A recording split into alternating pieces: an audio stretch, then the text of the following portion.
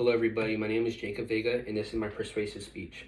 Firearms. Everyone has their own opinions about firearms, whether there should be more regulations or less regulations. However, we all must come to the conclusion that firearms are definitely a life-threatening object and they should be taken as no joke at all. Today we'll be distinguishing a fine line in between lawfully self-defense and intentionally hurting others with firearms. The first quote I'm going to be talking about is that civilians have the right of the Second Amendment to the right to bear arms, and that should not be infringed at all. Stricter laws potentially infringes that right.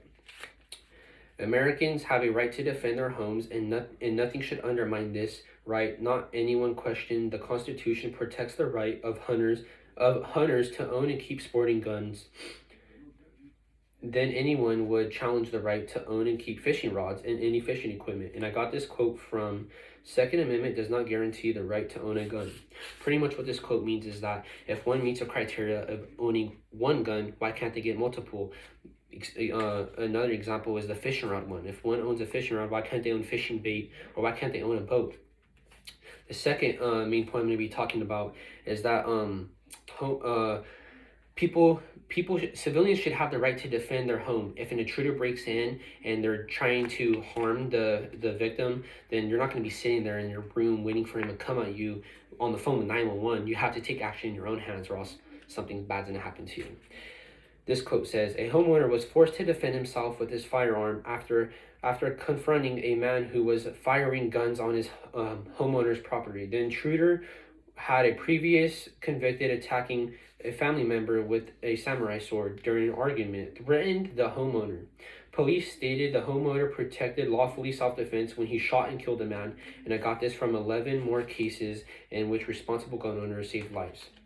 Like how I said, from pretty much what this quote means is that, like how I said, you have the right to protect your home, especially if someone has a really convicted past and they already have a hold of a gun. That's already a double trouble right there. The third point is that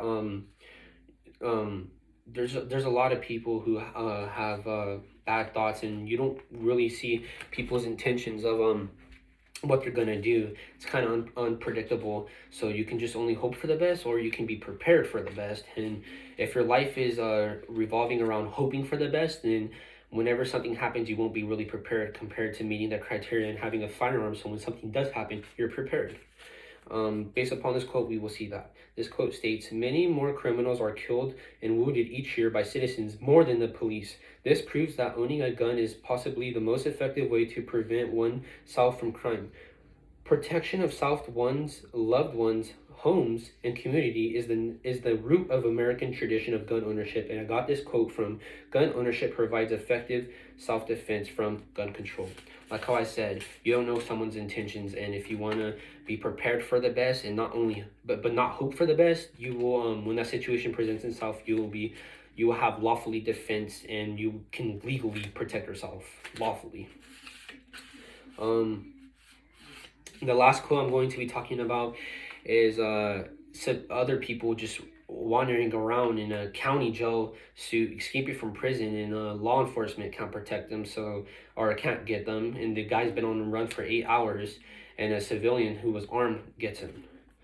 2 inmates at a county jail attacked their guards, taking their keys and escaping. Authorities captured the first inmate within minutes, but the second one was on the run for 8 more hours, and he had capital murder charges. Police said they captured him, but they stated that they didn't capture him. It was a civilian who was armed and had held him up to gunpoint by an abandoned car. And I got this from county men hold escape murder suspect at gunpoint.